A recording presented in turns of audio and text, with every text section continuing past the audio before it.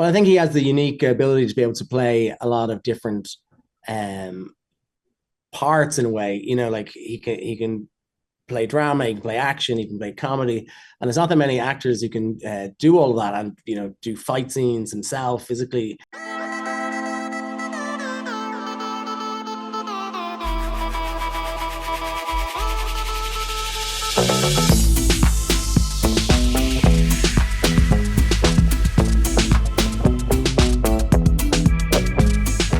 Hi, Lorcan. Hi, how are you?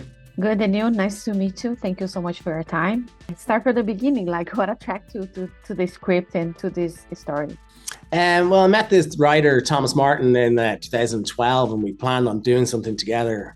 We're both Irish, and then Tom had this outline for this story called The Surfer, and it was only a couple of pages long, but it was very intriguing, very kind of simple, but still complex from a psychological point of view. And then the timings aligned, and we thought, okay, let's make this and let's try and do it in Australia as a kind of contemporary Ozploitation film in the vein of some of the classics from the 60s and 70s new wave Australian cinema. Yeah, beautiful cinematography. I love the colors. What was like the approach to get to that? That color palette is really beautiful. Oh, thanks. Yeah, well, I mean, part of it is coming at it from Nick's character's perspective, because he's very nostalgic about this place because he's returning to a place of his childhood. So I wanted to give the film almost a nostalgic look from his perspective, So, and the location has this beautiful, like, blue skies and turquoise water that's very hypnotic. And then we use a lot of warm colors in the production design, like hot reds, oranges, yellows, and lens flare and heat distortion using flame bars. So it was all kind of to gradually start with the place being quite beautiful and then make it more aggressive and hot and punishing on Nick's character. So beautiful, so beautiful.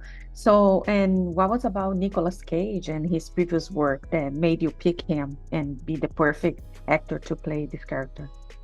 Well, I think he has the unique ability to be able to play a lot of different parts in a way. Like he can play drama, he can play action, he can play comedy, and there's not that many actors who can do all of that and do fight scenes himself physically. And he's up for adventure as well, and likes to make independent films. So it was just a kind of an easy one. Like if he liked it, which we hoped he would, then he'd be perfect, and he did, and he liked it, and it was a great collaboration. Yeah, and the point of view of as a director, what was your biggest challenge? In terms of what? The biggest challenge as a director, what was the biggest challenge to bring this project to life? Well, probably sustaining the tension and rhythm and everything across the film in quite a contained space, because it's all sort of takes place on the beach and this tiki hut and the car park and the toilets. So it's all kind of in one location, even though the location is massive. You have to use a lot of planning and a lot of structural visual language techniques in order to kind of keep that arc going and keep the audience getting sucked into the story. So I think once we had all of those kind of talks and plans in place, it was quite enjoyable, the shoot and the structure and all of that. Amazing. Lorcan, I just want to thank you so much for your time. A pleasure to meet you, and a lot of success. Thank you so much. Thank you very much. Bye. Bye.